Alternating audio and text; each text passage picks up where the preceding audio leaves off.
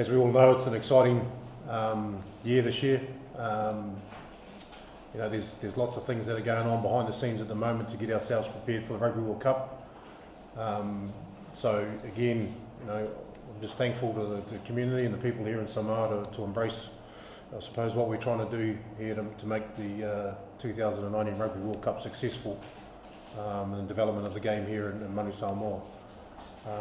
Again, I'd like to thank Vincent, the CEO, and the Manu Samoa board for their support and the planning and the scheduling that we've got moving forward, and everyone else that's involved in trying to make this campaign successful.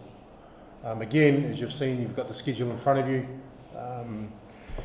We have the PNC Cup coming up, and predominantly that's with an eye to the Rugby World Cup and how we want to play the game, the things that we want to try out during the PNC Cup. They're going to be highly important for our success at Rugby World Cup. And then obviously with the Tri-Nations against Tonga and Fiji, a couple of games leading up to the World Cup tournament are going to be extremely important.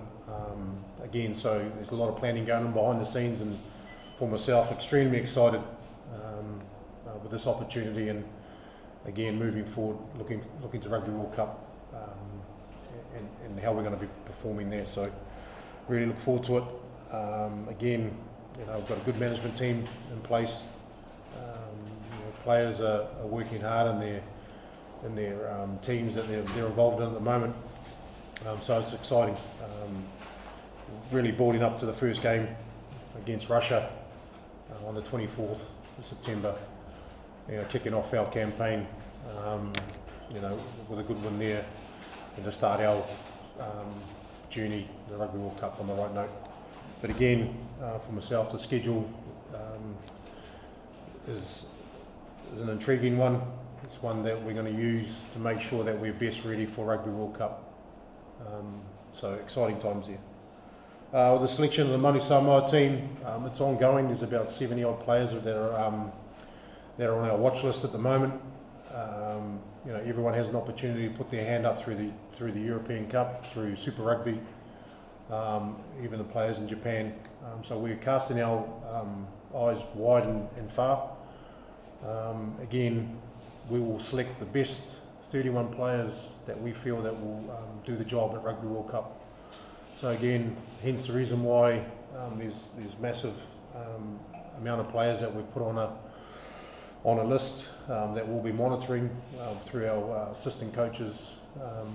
Also looking at a number of games, the Six Nations, looking at our teams that we're going to be playing against, the character of the players that we want involved in the Rugby World Cup campaign.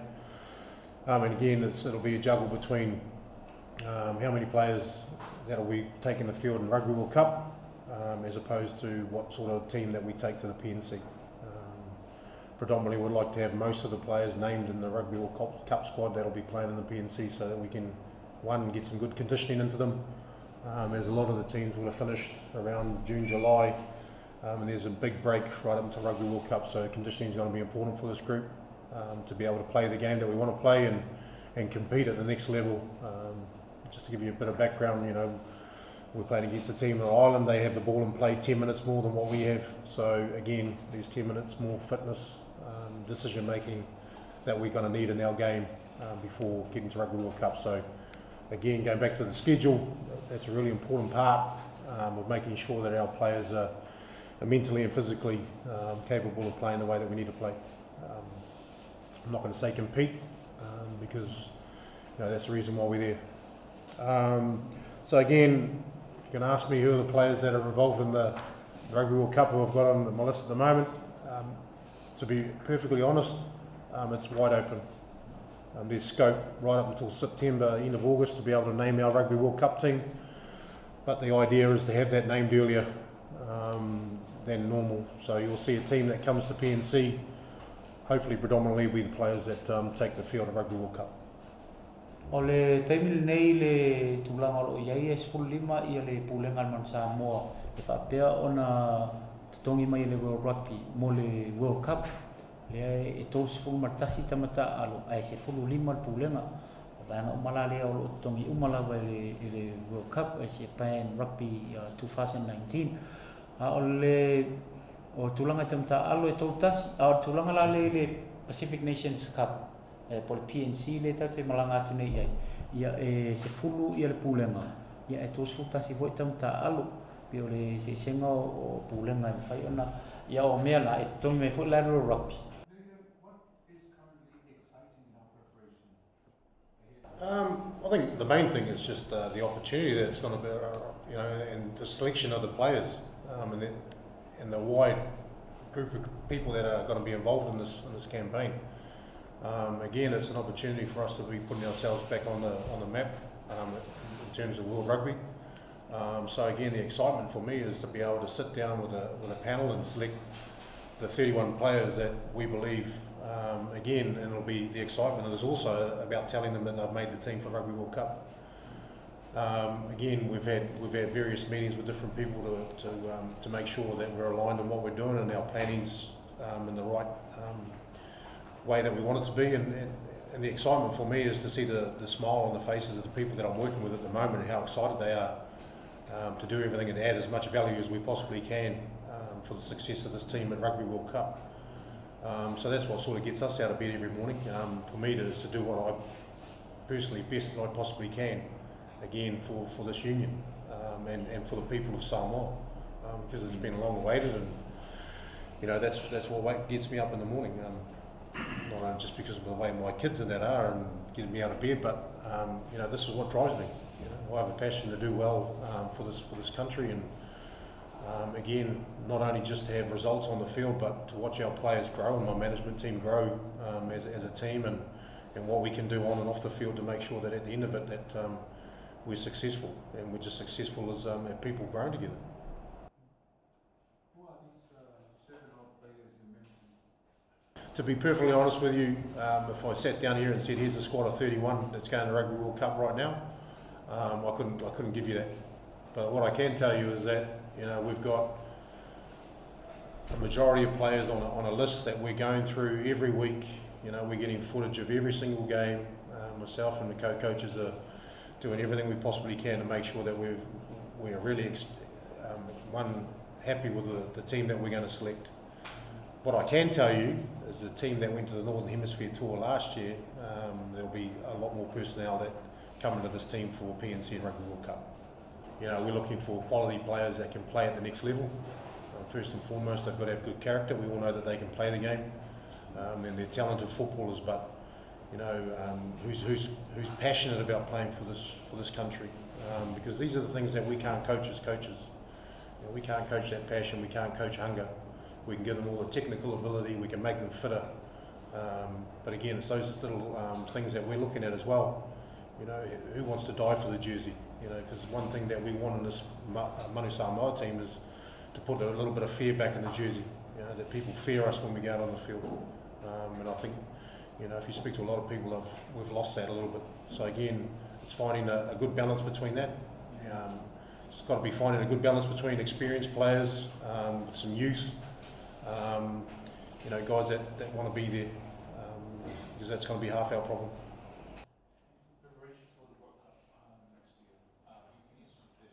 Yeah, we've identified quite a few players. We've identified some areas that are of concern as well, and then trying to find those players to fill the void in those areas that we do have some concern around.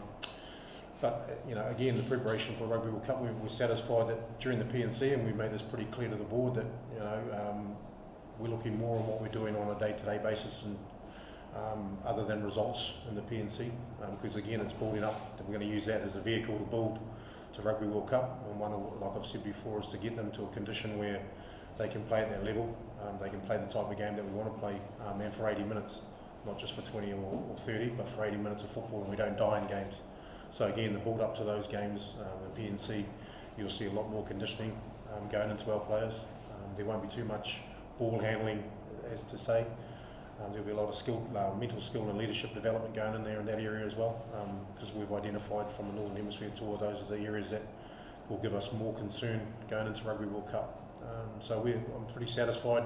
We only have a certain window that we're allowed to have our players anyway, and again, it is what it is, and we've planned for that. We understand that they're in their own environments right at the moment and we can't influence a lot.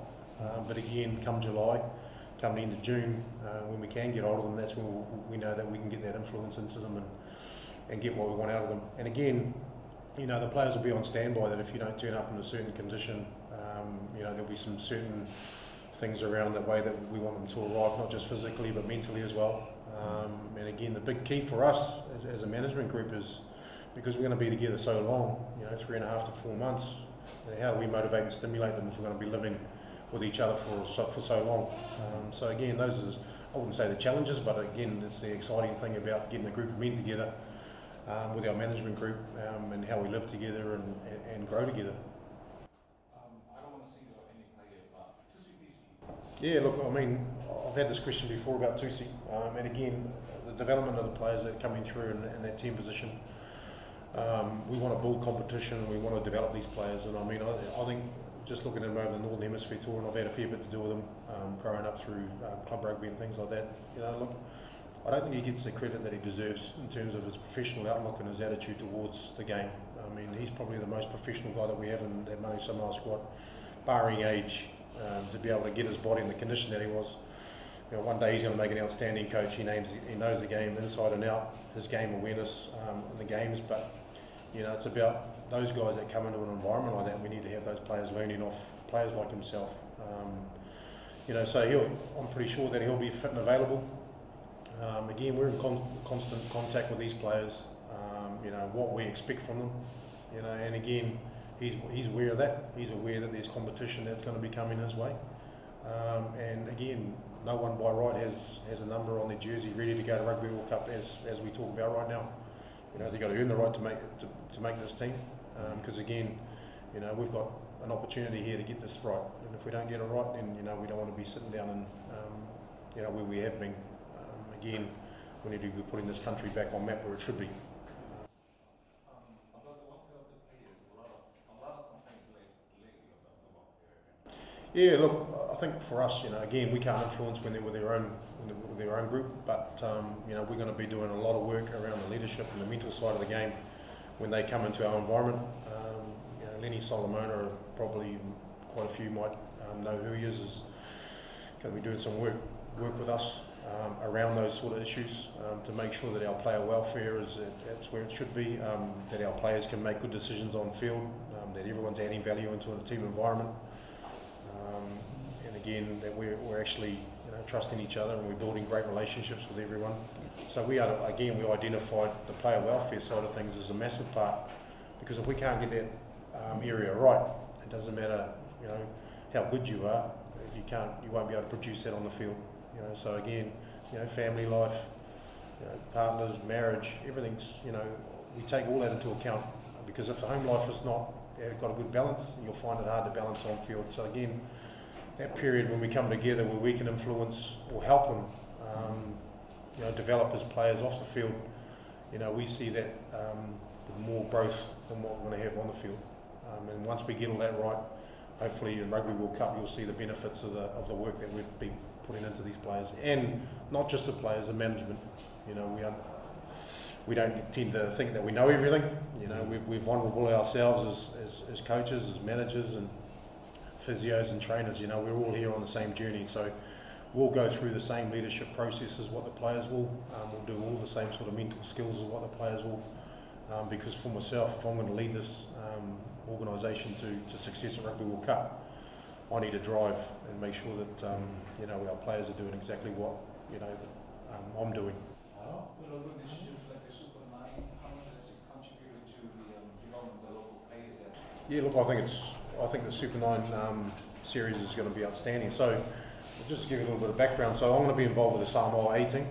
Again, feeling the need to have a look at our island-based players and the second group of players, to be able to not only one, because we do get to see how they play anyway, but again, just to understand them as people, as individuals, and what makes them tick, and how can I help them develop, and also to work alongside Brian Lemmer and Johnny Schuster as well, to help them along as coaches and develop them as coaches as well. Again, so you know, the first step, you know, we go to Japan next week for our visitations for the Rugby World Cup, then we come back and I'll be involved with the Samoan A team for a couple of weeks for that Tri-Nations that they've got, and helping them develop there and overseeing and looking at some of their players there. And then again, myself and Al Rogers will come back and look at the Super 9 series on the weekends, and then do some coach development with players, and then the coaches as well. So although end in mind is Rugby World Cup, we still see there's a massive need to have a look at the talent here that's going on in here. And again, moving forward, how do we give these guys on the island the experience at international level? So finding windows moving forward post Rugby World Cup, how do we deliver that for these people here?